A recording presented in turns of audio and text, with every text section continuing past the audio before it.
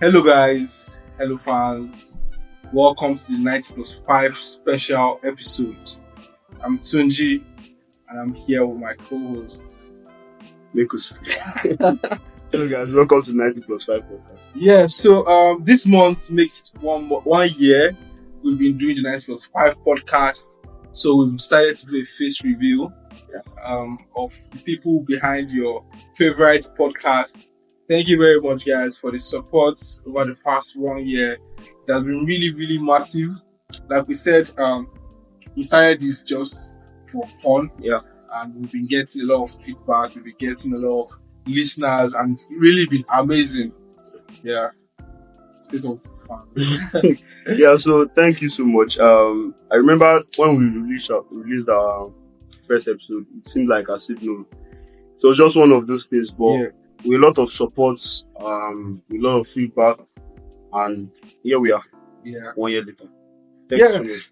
Yeah, that's it. Here we have it. So, earlier this week, we got a report that Mbappé is leaving PSG for real. Yeah. This time, after all these years. After like 100 reports of the happening. Yeah, he's leaving for real. Yeah. And he's heavily linked to Real Madrid. Yeah. So, how does this information come to you? Because I know in the last season, that's season 1 of 95 podcast, we discussed about Mbappé leaving PSG. There was even talks with him going to Saudi Arabia just for like this 1 year, where after 1 year he goes to Real Madrid. Yeah. You understand? Give Saudi Arabia that much more visibility and create like a pipeline for like younger talents to come there and all. But now, 1 year later, almost 1 year later, we are hearing this. Yeah. What do you think? Yeah, it seems like summer 2023, 2022 again. Like, but it seems legit. And I feel like he might actually go this time because the age is 25. He's at his prime. Yeah. He has given everything to PSG apart from the Champions League trophy, which they are not getting from him this season. So it's the perfect time. He has served the club well.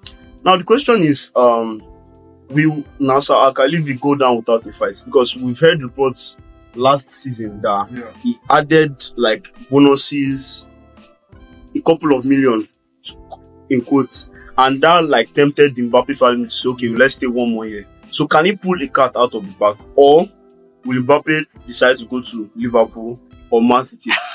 But it's highly unlikely. I think like you said, it's long overdue. I think it's time for him to come back home. Yeah. Like Madridista to say. Hopefully the president of France is not going to call him. Yeah. Saying, Mbappé, you have to stay back. You have to be a hero. You have to be. I think he has done his best. So I think it's time to leave PSG. Yeah. And the thing is this. To be honest, PSG fans might disagree, but PSG is not a big team. You understand? What do you mean by that? They are not a big team. What do you mean by that? So for instance, now if you look at this season, Mbappé has scored there about 20 plus goals, and there's no buzz about him. Yeah. You have Leão that has scored almost lesser goals than Mbappé, but he's getting all the headlines. You have Lautaro Martinez, who is getting a couple of headlines. You have Haaland that has been injured for 2 months. He's still getting more headlines than Mbappé. Surely that doesn't help Mbappé in Ballon d'Or shouts and everything. So I think the visibility that the Premier League, La Liga gives is so much greater than the visibility that Liga offers. So, yeah, I think I would disagree with you a little bit. Then agree, because PSG is a big team actually, but they play in small league, in the Farmers League. So like whatever they do, it doesn't really like break the news because at the end of the day they're like, okay, there's nothing happening in the league.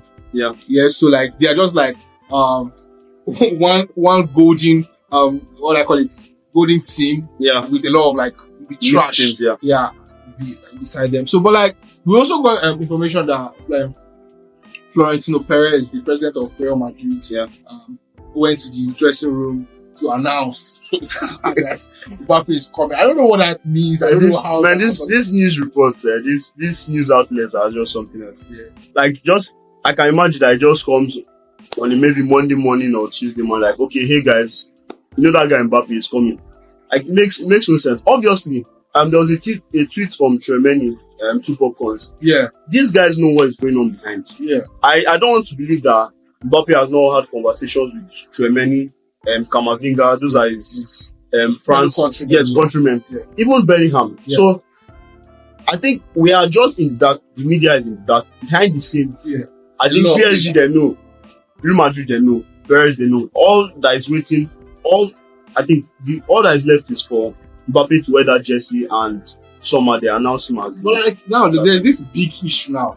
Who is the perfect replacement for Kylian Mbappé? Osimhen or Rafael Leão? That's a good question because any of those two, those are good players. But which profile actually fits Mbappé? Like which of those players could actually fit his profile?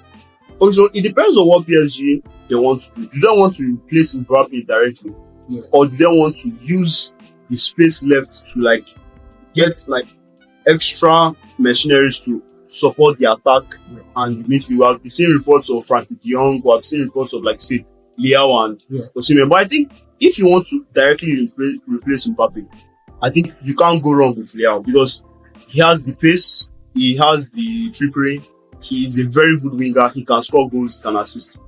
On the side of Osimhen though, as our countryman, I don't want him to go to Lugan because number one, like we said, PSG is a big team in a small league, and he has high hopes of, being one of the best players in the world. Yeah. That platform PSG offers, it's not it at all. You get a lot of money though. Yeah. But on the side of PSG though, it makes no sense. You have Kolomwani, you have Gonzalo Ramos, you have Ekitike, I think he's on loan. And so maybe what do you need 4 strikers for? Yeah. You also have Asensio, which plays 3 minutes. So I think you are better off getting a winger. Yeah. Then you can build from there. I saw a very funny report. This is actually true. They said if they don't get Leão or Osimhen, they will get Jordan Ayew. So I'm like, what in God's name is that? So I feel like Leão is the way to go. Of course, getting Osimhen in your team is good, but it's just, you are just overcrowding a position that doesn't need more players in there. So I think Leão is the way to go. Yeah, but like I think at the end of the day, so coming from 2021 where PSG signed Messi and they added him to the squad with Neymar and Mbappé already. Nobody knew by 2024 those bunch of people underperformed this much, and I don't know, would they ever get to the height which their fans expect them to get to? That's the Champions, winning the Champions League. If they could not do it with Messi, Neymar, and Mbappé, now that Mbappé is finally leaving, what do you think? I think the caveat is that team had a very good attack, but it was not a balanced team by any stretch of imagination. Yeah. The truth is, like I said, PSG, they have a long way to go, right?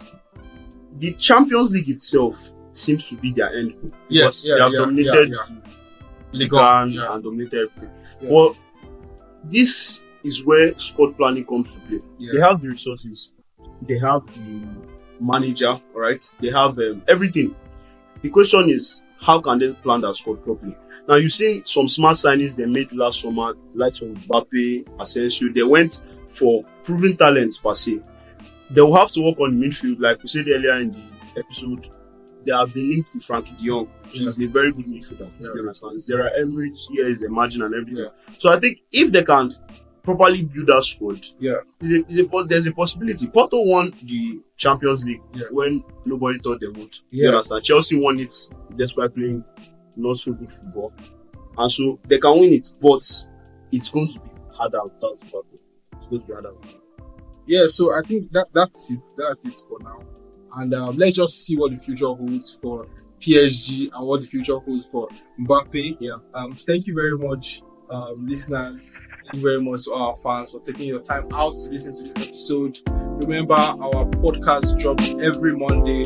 Stay tuned. See you there. Bye for now.